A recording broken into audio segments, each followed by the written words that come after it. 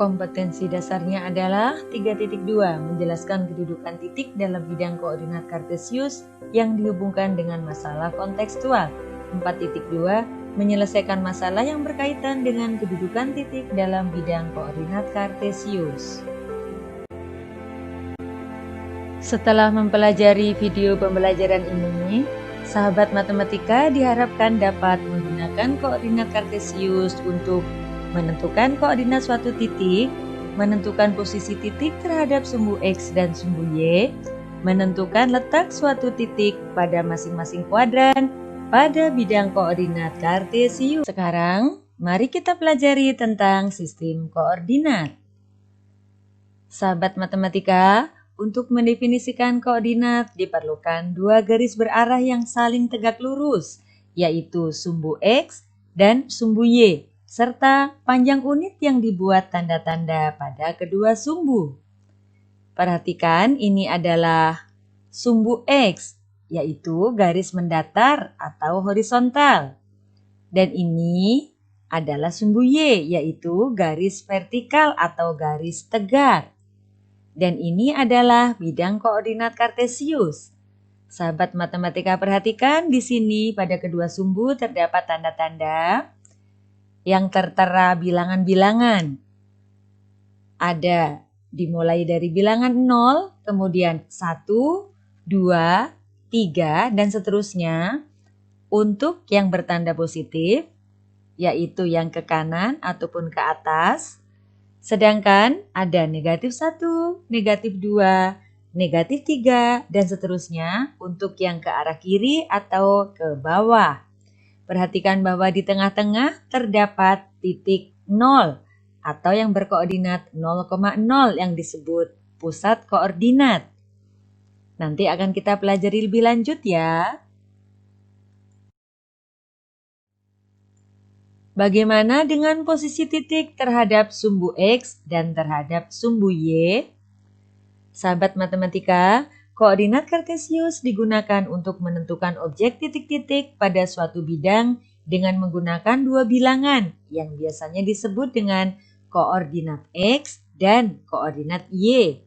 Posisi suatu titik pada koordinat kartesius ditulis dalam pasangan berurut kurung buka X, Y, kurung tutup. Membacanya hanya X, Y. X adalah absis dan Y disebut ordinat. Bilangan X menyatakan jarak titik tersebut dari sumbu Y. Bilangan Y menyatakan jarak titik tersebut dari sumbu X. Sahabat matematika, sumbu X dan sumbu Y membagi bidang koordinat kartesius menjadi 4 kuadran, yaitu kuadran 1, kuadran 2, kuadran 3, dan kuadran 4. Pembagian kuadran pada koordinat kartesius. Perhatikan ya. Untuk kuadran 1, memuat titik-titik yang berkoordinat X positif dan koordinat Y positif. Jadi, keduanya nilai X dan Y positif. Perhatikan letaknya ya sahabat matematika. Untuk kuadran 2, koordinat titik-titiknya X negatif dan Y positif. Sedangkan untuk kuadran 3, memuat titik-titik yang berkoordinat X negatif dan Y negatif. Jadi, nilai X dan Y keduanya negatif. Kuadran 4, perhatikan letaknya. Kuadran ini memuat titik-titik yang koordinat X positif dan koordinat Y negatif. Paham ya sahabat matematika? Agar lebih jelas tentang pembagian kuadran, perhatikan contohnya ya sahabat matematika. Berikut adalah titik P. Titik P ini terletak di kuadran 1. Perhatikan bahwa titik P berjarak 5 satuan dari sumbu Y. titik P berjarak 2 satuan dari sumbu X. Maka titik P berkoordinat 5,2.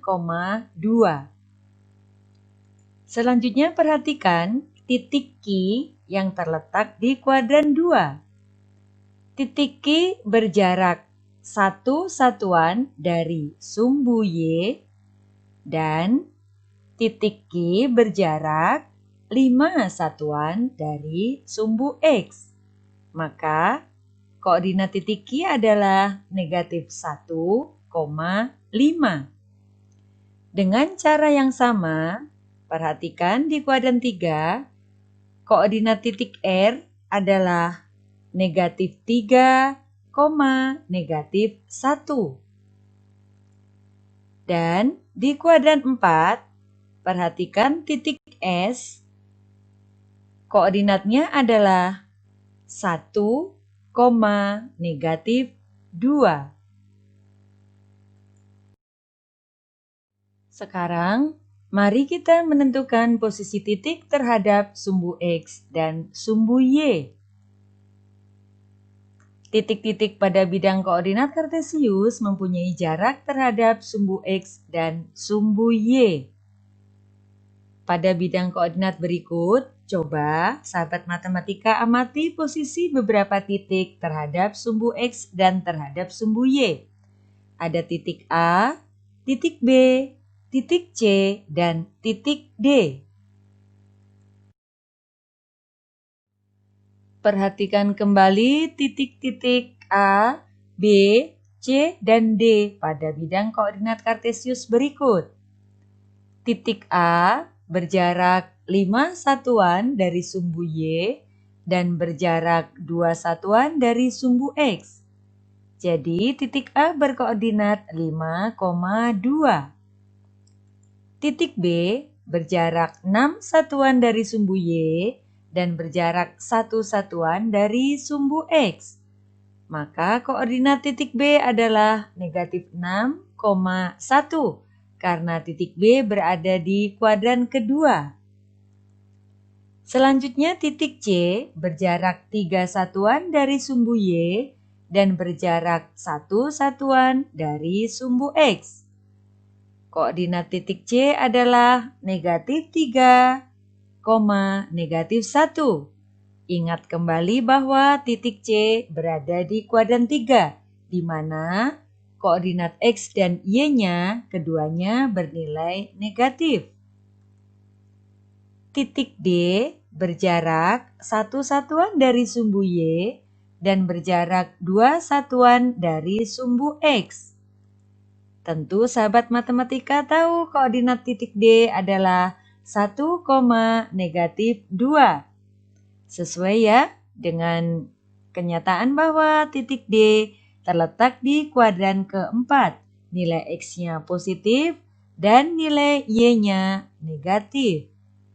Paham ya? Mari kita ingat-ingat kembali yang telah kita pelajari pada video pembelajaran kali ini. Untuk mendefinisikan koordinat diperlukan dua garis berarah yang saling tegak lurus, yaitu sumbu X dan sumbu Y, dan panjang unit yang dibuat tanda-tanda pada kedua sumbu. Koordinat kartesius digunakan untuk menentukan objek titik-titik pada suatu bidang dengan menggunakan dua bilangan yang ditulis dalam pasangan berurut X, Y. Titik-titik pada bidang koordinat kartesius mempunyai jarak terhadap sumbu X dan jarak terhadap sumbu Y. Sumbu X dan sumbu Y membagi bidang koordinat kartesius menjadi 4 kuadran. Selamat belajar sahabat matematika, semoga bermanfaat. Tetaplah semangat untuk belajar matematika. Sampai jumpa pada pembelajaran matematika lainnya. Assalamualaikum warahmatullahi wabarakatuh.